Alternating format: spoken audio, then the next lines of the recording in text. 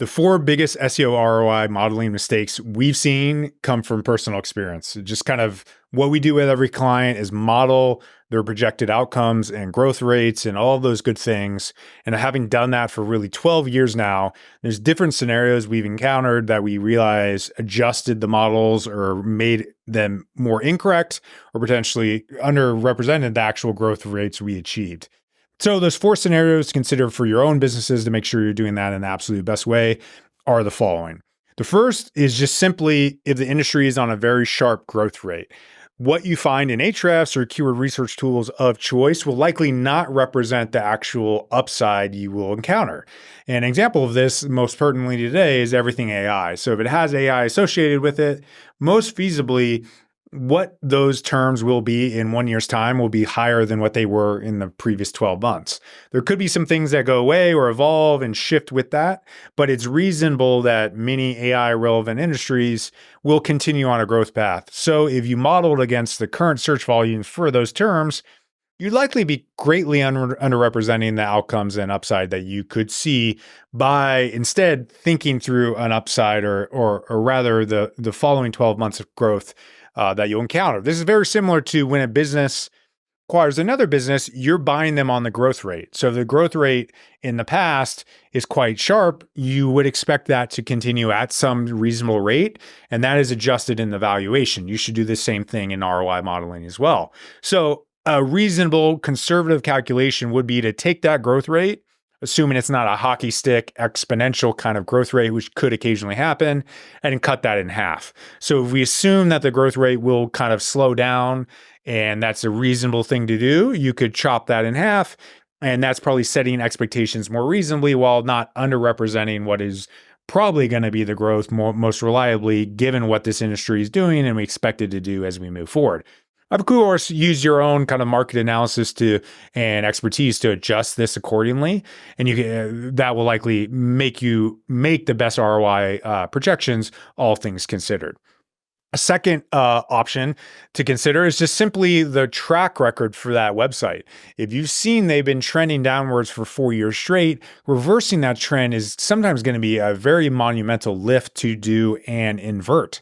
A common playbook we went to with proposals with clients is to generally model a equal outcome for the following 12 months with our impact on top of it, in many cases content, in addition to the technical recommendations we would make.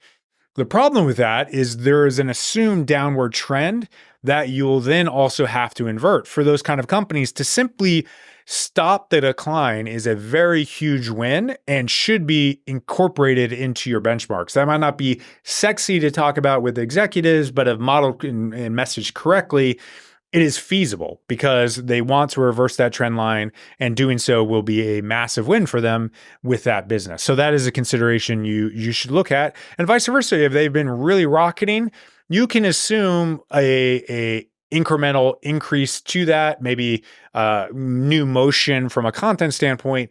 Hopefully we'll track to that with something that already has good product market fit. So following that trend line, again, the growth rate that goes into those kind of like growth rate multiples that many businesses sell on, and reverse the reverse, you would not buy something that is downtrending unless it was a very compressed multiple. These are the kind of considerations you want to make. And the third relates to the first idea, is industries that are declining. So you can be on the up and up, but you can also be on the downtrend as well. So you want to make sure you're considered for industries that might be not happening as much as they were previously. Maybe that same AI disruption will sometimes come with some other downtrend in the same direction. So if you're working with a business that does something that is likely to be in less demand in the following 12 months, you can't reasonably expect that to occur. So it very commonly will echo the second ROI model I discussed, where the website is generally declining.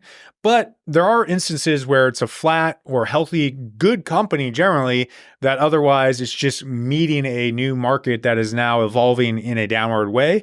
And they may offer new products that allow you to reverse that trend. But generally, if the industry is adjusting, such as like COVID generally kind of making a lot of digital things front and center and physical things less so, those are things that are just going to happen and, for example, impact movie theaters year over year and be likely to change how those things model out in the following 12 months. And then from the final consideration would just be the overall traffic base the company has.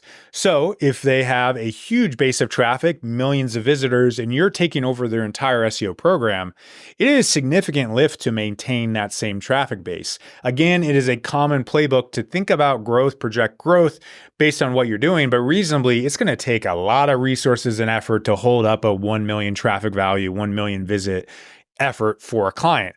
So in many ways, if you can do the same SEO things at significantly less cost and maintain the traffic, that is a pretty huge win for them. But to project 50% growth simply because that's how you think about projections generally and always want to show growth is going to be short-sighted and lead to mismanaged expectations, people upset, and what have you. So definitely speak to that current traffic and how you will help maintain it, if not hopefully increase it, and how those variables change.